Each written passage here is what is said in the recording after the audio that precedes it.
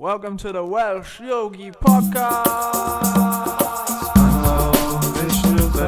Krishna Prasthaya Bhutale Srimati Bhaktivedanta Swaminiti Namine. Hare Krishna, everyone. Welcome to the Welsh Yogi podcast. Today, you have different hosts and also some lovely guests from our community. Actually, I'll let you guys introduce yourselves. Hare Krishna, Hare Bol. My name's Priya. Priya. Hare Bol, I'm Sonali. It's my mum. Priya and Sonali are they're such lovely community members. There's so much to unpack from their lives together because mother and daughter, by the way, if you couldn't tell, you did say this is your mom. There's so much to unpack about your lives, about your journey in Krishna consciousness, about your journey in this community. And and also I'm really, really interested to hear you, because our community children at the moment are quite young. I think the oldest, apart from yourself, is like 12 maybe? Yeah, 12. So a lot of them have not gone through what you are experiencing as a teenager. Yeah. You're 14, right? Yes. As a teenager. And so, it'll be really interesting to find out what Sonali's experience is growing up as a Hare Krishna, going to a private school. Yeah. Going to school outside of, like Hare Krishna schools. So we'll unpack that and the wonderful work that Priya's actually, put in the joys and the challenges she's actually put in to bring up this wonderful lady here. Okay, so Priya, I'm going to start with you. Sure. When do you kind of remember being in touch with the devotees? So it was actually, I'd seen devotees on the streets of London and I'd always been attracted to them dancing and singing in the streets. But on a personal level, I was brought up as a Hindu, and when my parents passed away, we had 13 days of prayer, which is what happens traditionally in a Hindu household to help the soul go back to Krishna, actually. So they don't take on a ghostly body or stay here because of whatever the desires they have. So we had some devotees come to our house. I think he was called Giri Das, I'm not sure. Okay. And they sang a kirtan, and I remember feeling the same bliss that I felt walking in the Himalayas in the mountains. And I thought, wow. And obviously I was heartbroken, but I knew it was something I wanted. And so what happened after that? How did you then eventually end up at a temple? So funnily enough, I lived in Brighton, and I was talking to my brother actually, and I said, oh my God, what are we going to do? Mum's passed away. She was our guru, she was our spiritual guide, because we have a Krishna with a flute, actually, who I've got now, who came back to me, and that's a long story, another story.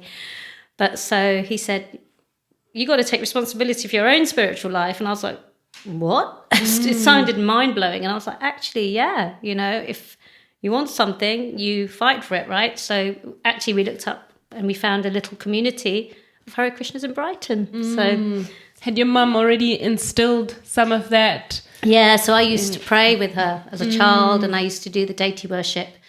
But a really cosmic story quickly is, I think I've told a lot of the maybe devotees in the temple, but I was must have been about 6 or 7, and I was praying with Mum, and I saw my Krishna deity, who I still have today, move and smile at me, and I freaked out, and I stopped praying. I was so scared. I was too scared to pray after that.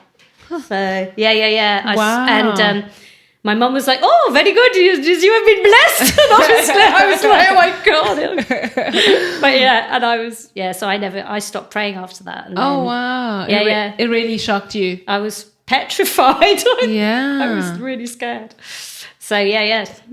Gosh, I can't imagine. I mean, I look at it as like, wow, but from a child's perspective, like you said, you were just petrified. So it did not feel like a blessing at all. Yeah, I was really scared. And like some people could think, oh yeah, maybe you imagined it, but I definitely didn't. You knew he moved. Yeah. Did he look at you?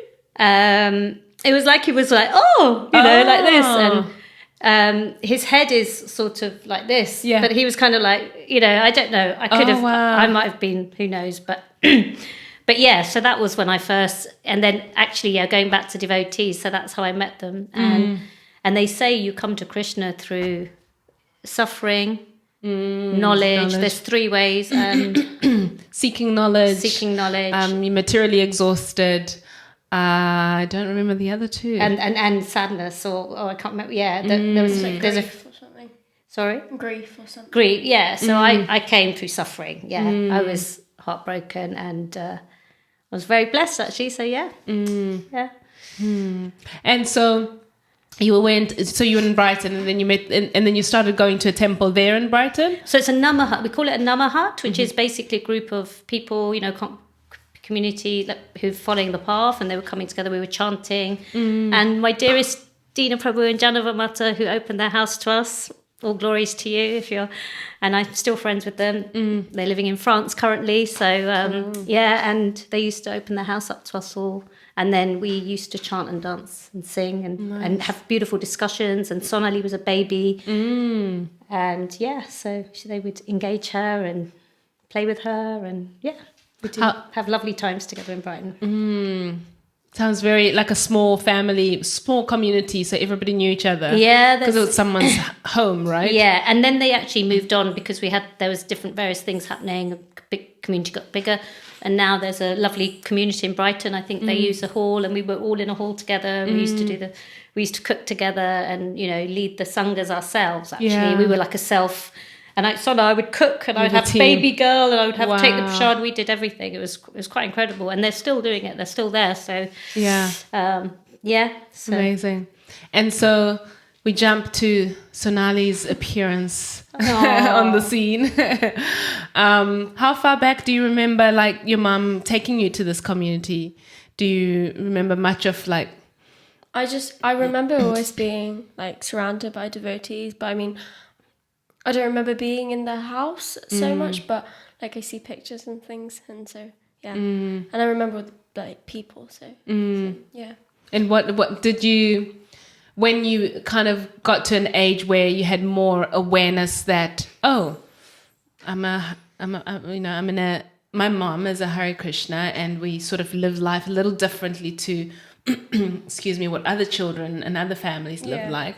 What was that like for you, or if you had that moment at all? I don't know. I feel like I didn't so much because I'd always had it. It wasn't like a moment where I was like, oh, actually, I'm really different. And people would be like, oh, why are you vegetarian? Or if they come over to my house, what's that? What's the temple? Or like, and I don't know. I'd just always be like, oh, I'm a Hindu, and there wouldn't be many questions asked. Right. But yeah, I don't ever feel like I've been separated from being a different religion or not doing the same things as other children do, because I'm still the same as them, but I've just got an added bonus in like a way. So that's nice. Yeah, it's not really, I don't feel separation or anything. I love that. Priya, bringing up Sonali in that kind of small community environment, what kind of thing, like, what were you feeling like at the time? Were you feeling like you were doing a good job, or did you feel like you needed to do more, or did you, what was going on for you? Because you're a single mom and you're trying to connect with the spiritual community. And I work, so yeah. And you worked. So yeah, I've always worked. So I think it is a juggling act because, but it's such an important juggling act. So your question was, what was it like to? Yeah, what was it like to balance it all? Yeah. So it's just, I think that was the thing. What I realised, even though I came to Krishna through suffering, there was so much like ecstatic bliss, and it actually made life so much more beautiful. That when we go through the daily, whatever, grindstone, you're on the treadmill of life, and you're working, paying the bills, and then you come and you dance and chant. It's actual relief, and the connections with the community. It was like, well, it's worth the investment. Everything is an investment. We invest so much time and money into like getting things and working hard and actually yeah, it's like a trade-off, and I think that trade-off is bigger now, and that's so it has been it's a like we travel an hour to the temple on a Sunday now, and it's so worthwhile, because I think what Sonali gains from it, the insights, she gets a very different life in school, as do I, and yet it's a material life, she's it's going to hopefully set her up for her material career path. She'll be able to pay the bills, she'll have that life, but also, as I've explained to her, your soul, that's not going to die, and that education, she's not going to get that in school.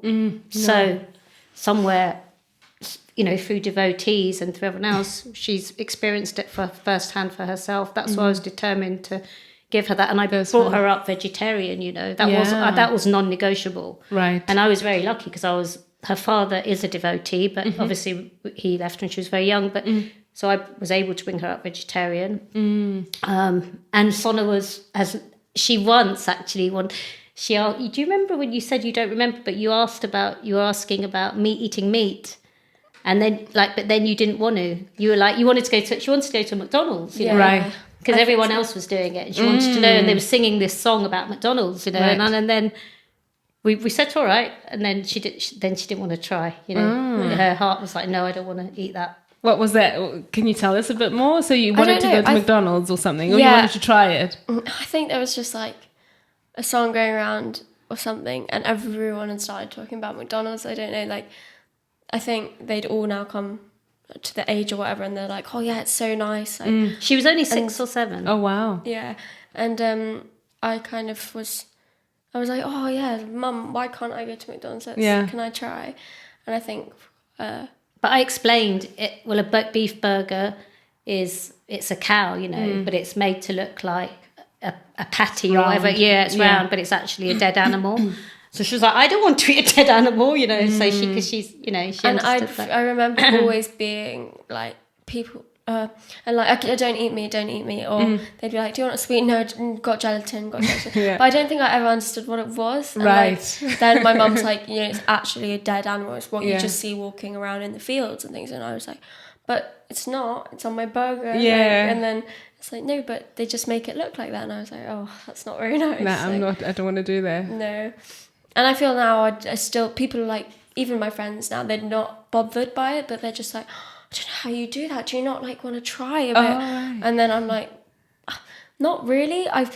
If I did want to try, it's not wanting to try the meat. It's not wanting to have to go, oh, I'm not allowed this, not allowed that. Right. But I still don't want to be able to eat meat. To do it. And people are like, what about the smell? Does it make you feel like, do you like it? I'm like, no. Walk past a butcher's, I'm like, stinks. But yeah. There was another funny story, because I was saying about, you said, what's it like juggling all the different worlds? And in fact, so for me, it was like, because I'm a teacher, I teach French and Spanish, but it's not currently Spanish, but you do speak French. And Spanish, So, and I brought Sonali speaking up French, and that was the funny thing. You said, oh, how did you identify? And actually, Sonali thought she was French at one point, which was a baby, which is hilarious.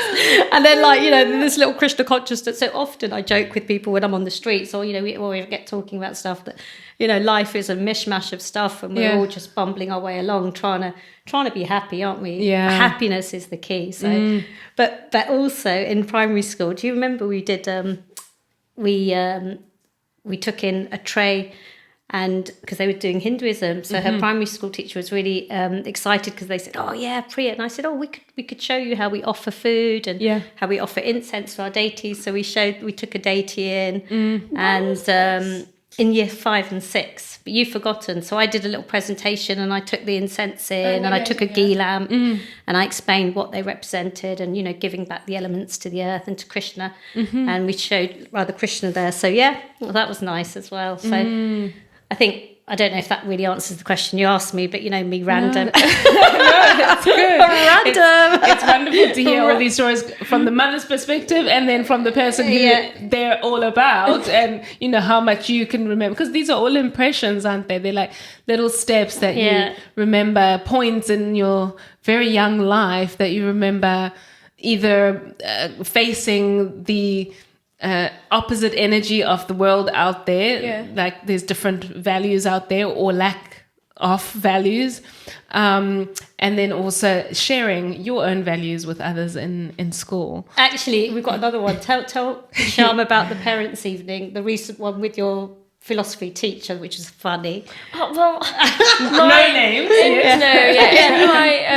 in my parents' evening, it was a few weeks ago, and my ethics and philosophy teacher, I'm good at ethics. I like it a lot, and she came, and my mum and I went, and then I was like, oh yeah, this is my mum, and she was like, hi, wow, Sonali's amazing at this, we're really impressed with her, and then my mum was like, oh, I'm a Hindu, and then she was like, oh yeah, Sonali told me, because I just recently said to her, like, are we doing Hinduism? And my mum was like, you need to come to the temple, we should go for like a school trip to Cardiff Temple, and I was like... And at that point I revealed, I said, we're actually, it's the Hare Krishna community. Yeah, and then she was like, oh, you're Hare Krishna, and then my mum was like, shh, and she was like, what's the problem? Yeah. And I was like, and then my mum was like, people would think we're crazy, and she just was laughing. I I've been trying to keep that one quiet from the school members. That's an interesting, interesting question, because you can say you're Hindu, but we're not Hindus. No. Yeah. Not as the world That's understands Hinduism in this day and age. So Priya, does it feel just a little bit more kind of on edge to say I'm actually a Hare Krishna? No, because I'm mad enough. So it's like, oh God, if I throw that out there, it's like, wow, that makes sense, doesn't it? I think I didn't realise that it was weird to be Hare Krishna until a few years ago. My mum was like, oh yeah, because I'd always said I was Hindu, Right. But then it was like kind of more, oh yeah, people would find Hare Krishna different, Just a bit. Like a bit weirder than Hindu, because Hindu is just a religion, Christian and Jewish, Yeah. right? But as soon as you say Hare Krishna, it's like cult. It's a whole, it's right. like- Have you had any experiences in the past where people have thrown out, statements that are just like random and kind of in that same mood of like Hare Krishna? Not really, because I don't think my friends know that I'm Hare Krishna. I think they're just Hindu. Right. And like, yeah. It's more palatable to them, isn't it, I guess? Hindu. Yeah. But it's funny because there was an Indian boy at your school who did say, oh yeah, so he's a year above me, and he's actually Hindu, he's not Hare Krishna. Hindu. And so he was like talking about all these festivals and everything, and I do know most of them, but he's like, oh, and I'm like, oh, I don't really know what that one. is. And he's like, you're not Hindu. I'm like, no, I am. And then he's like, well, you're not. You don't know what that is. And I'm like, and then he said, and then what did he say? I don't know, but I remember he was just like, well, what are you? And I was like, I'm a Hindu. No, and then he asked you, he said, well, who's Saraswati then? For people who don't know who's Saraswati, she's the goddess of learning and music and education. For the Hindu, she's a demigod. Yeah. And that was like a day after, and I was like, oh yeah, she's the goddess Google. of... I know, she told him. No, I was like, oh, she's the goddess of learning. And he was like, oh, you really are Hindu. I was like... It's really funny, but God. but that's the coverings, isn't it? It's the covering. Yeah. Oh, anyway, I don't know if we're helping with this anyone with this podcast at all, but That's so interesting. Do you feel more comfortable saying you're Hare Krishna, or is it preferably Hindu? Just because people just sort of leave you alone and get on with things, and you don't have to explain a whole lot, and you don't even have to be tested of whether you're a real Hindu or not.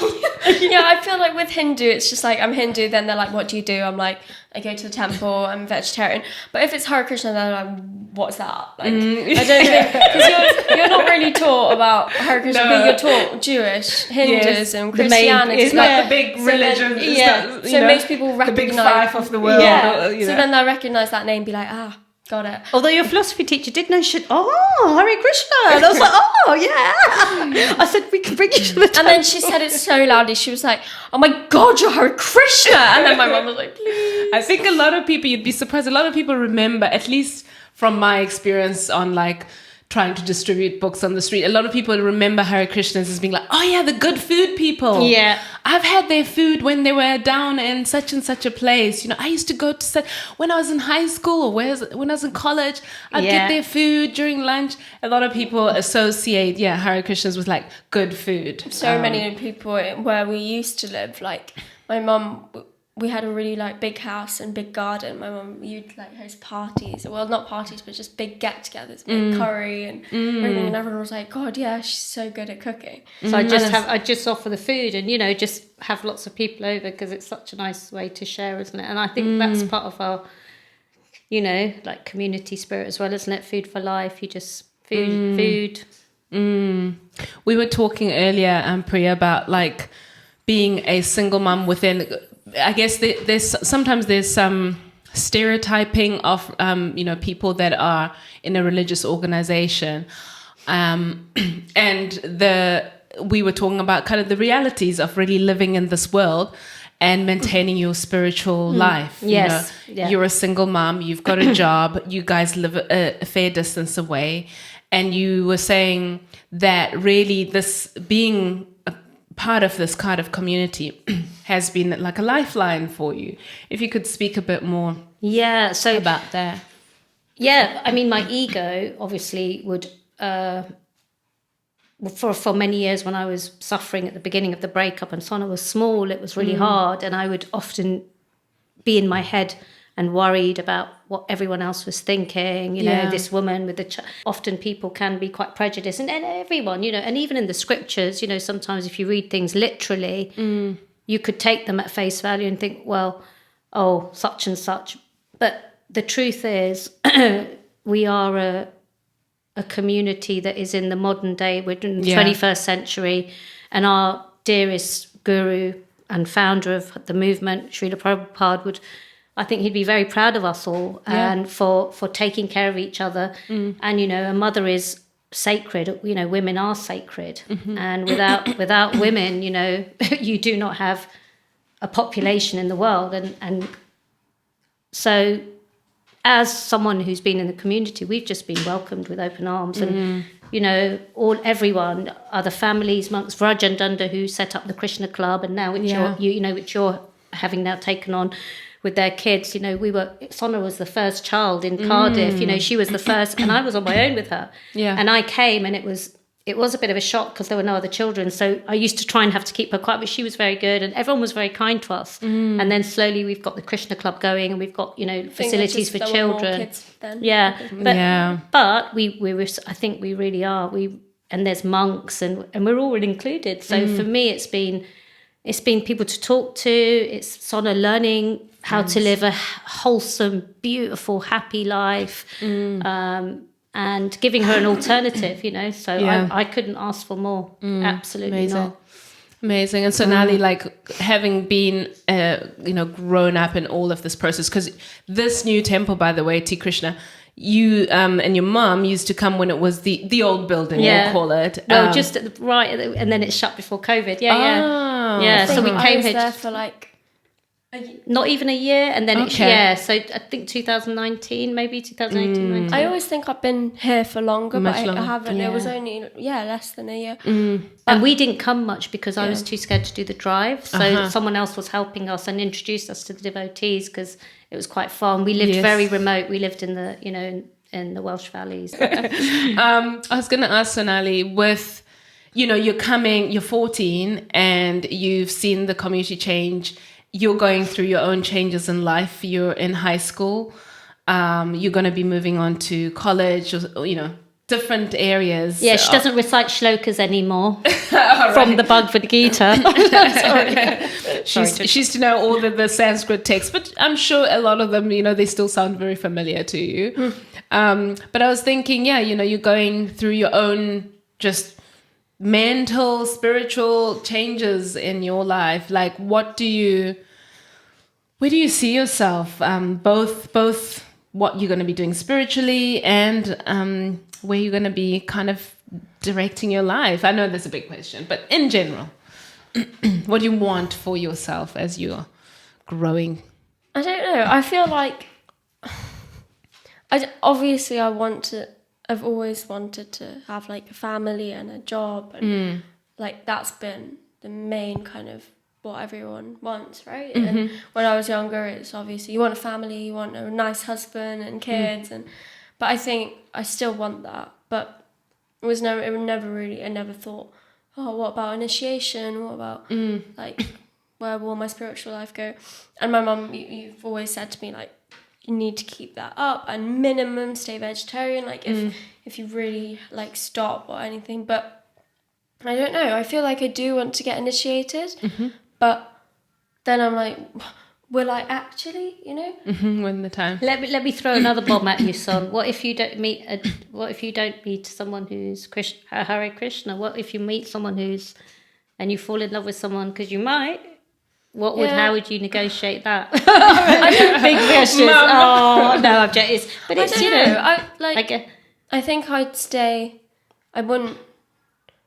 Again, minimum vegetarian. Like, I wouldn't want meat in the house. And then, I don't know if there's no way that they could be Krishna conscious, or like even our temple leaders, they don't have families who are so involved, but they're still so high up and devoted. Like, but I just want someone who will accept it. Not like, it's fine if they don't like follow it religiously or whatever, but at least let me do that. Respect it. Yeah. And let you bring your children up vegetarian and Krishna conscious. I think more and more you find, even I know a couple, I think they're in the US, where one is a devoted Christian and the other's a devoted Hare Krishna. Wow. And they live their lives with this interfaith kind of thing. That's cool. And they live happily. And I think even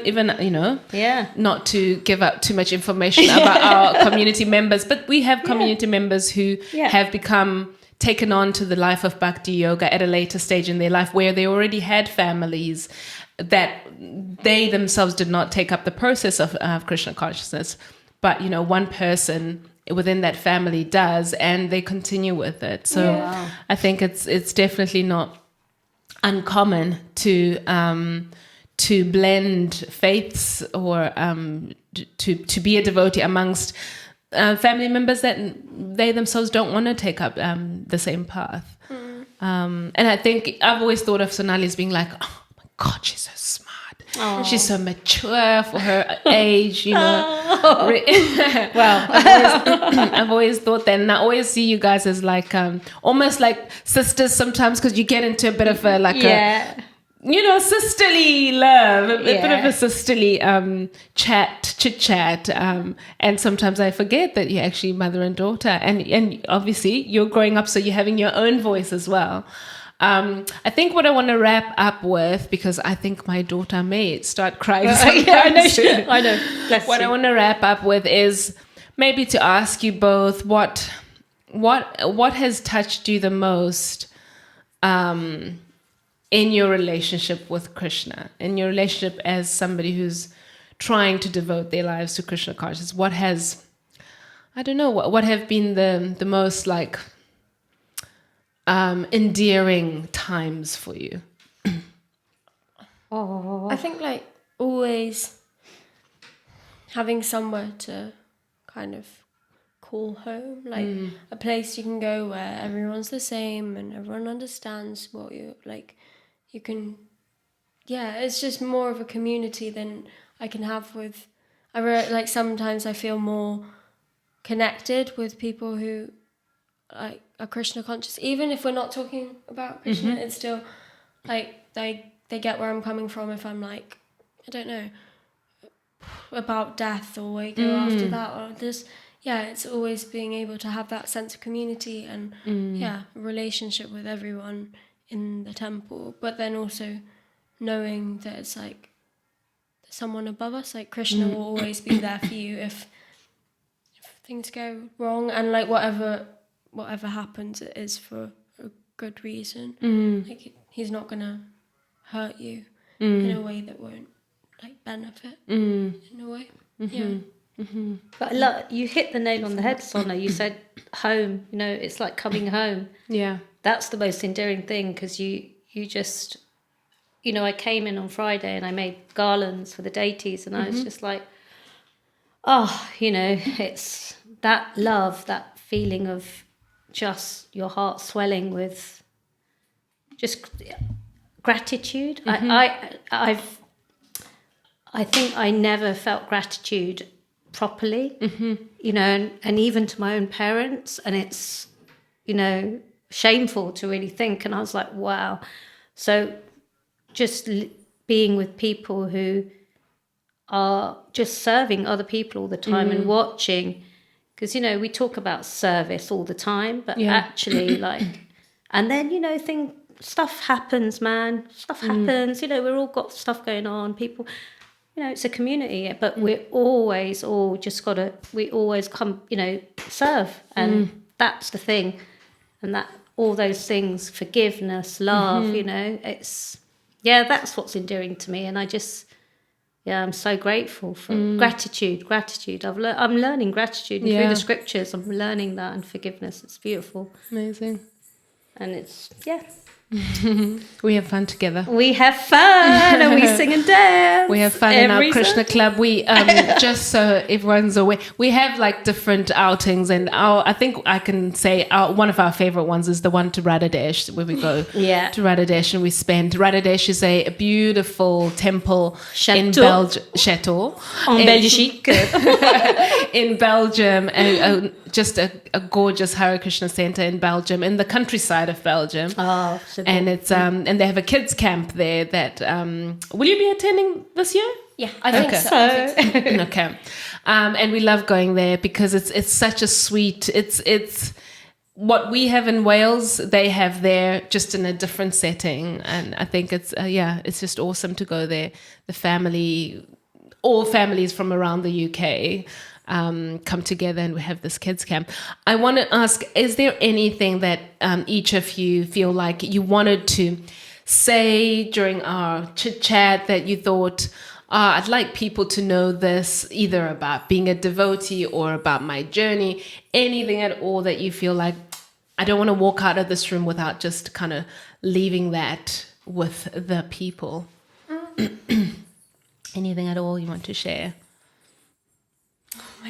If not, it's fine.